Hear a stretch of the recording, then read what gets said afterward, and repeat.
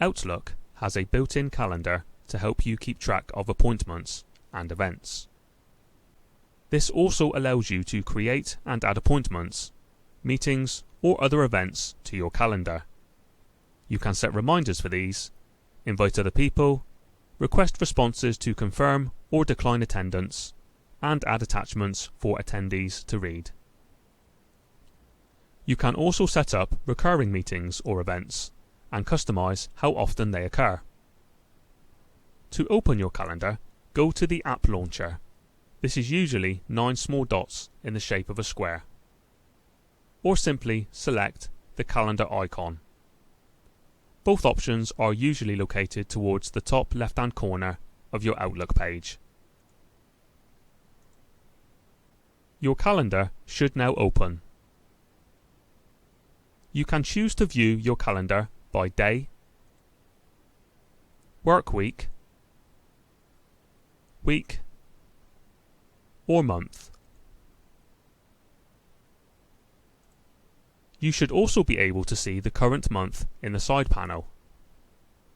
Clicking on a date will switch the main calendar to that date. Use the up and down arrows to change the month.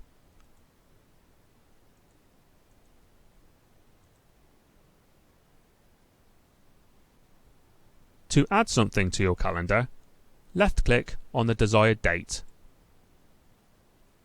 and then left-click on the calendar screen.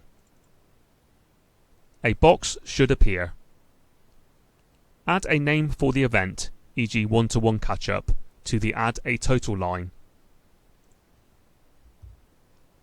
and select the start and end time from the drop-down. Alternatively, you can also click on the All Day slider if it is an all-day event.